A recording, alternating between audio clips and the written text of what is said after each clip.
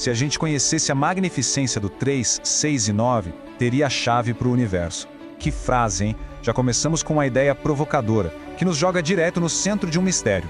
A noção de que alguns números específicos guardam o segredo de como tudo ao nosso redor funciona. Olá! É muito bom ter a sua companhia aqui. Antes de mergulharmos de cabeça nessa história, se essa busca por respostas te instiga, aproveita e já se inscreve no canal para não perder as nossas próximas investigações. Agradeço demais o apoio. E o nosso guia nessa jornada é o Clóvis Rocha Sampaio Júnior. Essa citação dele define exatamente o que a gente está buscando fazer aqui. Olha, não se trata só de fazer continha no papel. Cada cálculo é um passo, sabe? Um passo para a gente entender uma ordem que está escondida no universo. É como usar a matemática como uma lanterna no escuro. Então, por onde a gente começa a procurar essa tal ordem oculta? Bom, com uma coisa que todo mundo aprende na escola, a divisão. Pode parecer básico demais, mas é justamente aqui que a teoria e a nossa vida real começam a se conectar. E é impressionante como isso está em todo lugar, né?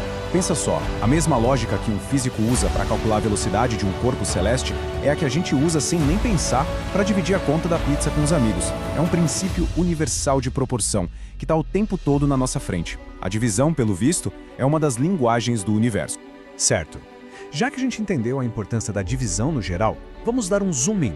Vamos sair um pouco do abstrato e entrar no nosso laboratório para ver essa ferramenta em ação de um jeito bem prático e controlado.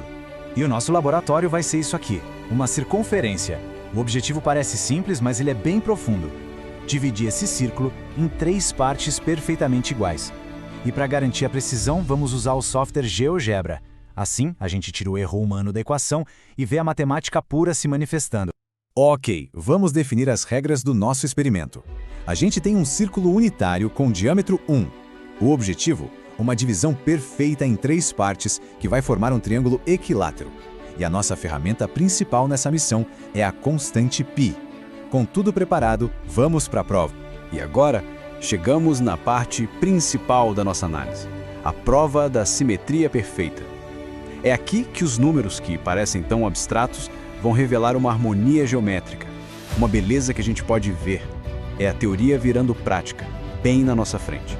Essa tabela aqui é basicamente a receita da perfeição. Para dividir um círculo em 3 partes iguais, os pontos precisam estar em 120, 240 e 360 graus. E não é perto de 120 não, é exatamente 120. Cada número que a gente vê aqui é uma coordenada precisa no mapa da harmonia. É matemática pura, não tem como questionar. E olha só o resultado visual daquela tabela. Aqueles números que parecem frios criam isso aqui, uma simetria perfeita, que agrada aos olhos. Cada ângulo ali tem exatamente 120 graus. A harmonia que a gente consegue ver é a manifestação física da exatidão dos números. É a prova em ação. E isso nos leva a uma pergunta fundamental. A gente já viu como é a perfeição, mas e se a gente quebrar essa precisão? O que acontece se a gente errar, mesmo que por um pouquinho só? A resposta é a assimetria. A harmonia se quebra. A menor variação daqueles números que a gente usou e pronto. O que a matemática chama de erro ou resto aparece. É como se sobrasse uma peça que impede o quebra-cabeça de fechar perfeitamente.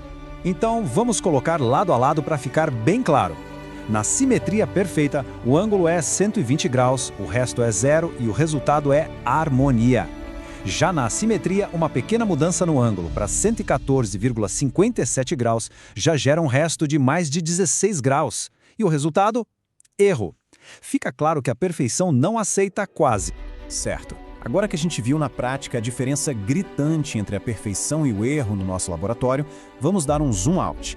É hora de conectar esses pontos e entender o que isso tudo significa num contexto maior. E é aqui que a chave começa a girar na fechadura. O nosso experimento dividindo por 3 foi só o começo. Quando a gente aplica princípios parecidos usando os números 6 e 9, começam a surgir geometrias mais complexas que a gente vê na natureza. Pensa no hexágono de uma colmeia, nas espirais de uma galáxia.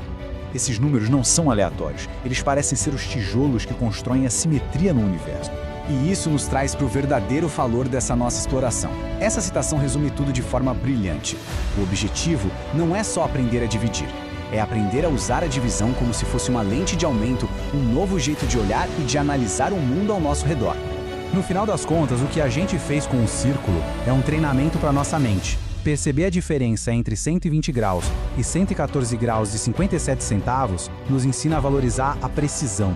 Buscar a simetria nos ensina a procurar a ordem nas coisas. Isso não é só habilidade para a prova de matemática, sabe? São ferramentas para construir uma vida com mais clareza. E com essa reflexão, deixo aqui um desejo: que a nossa curiosidade sobre os padrões do universo nunca se apague e que a paixão por entender como as coisas realmente funcionam continue sendo uma luz para guiar a nossa jornada. Muito obrigado, de verdade, agradecemos demais por ter acompanhado essa análise até o final. Se essa viagem pelo mundo dos números e da simetria despertou alguma coisa, não se esqueça de se inscrever para continuar recebendo outros materiais como este. Até a próxima!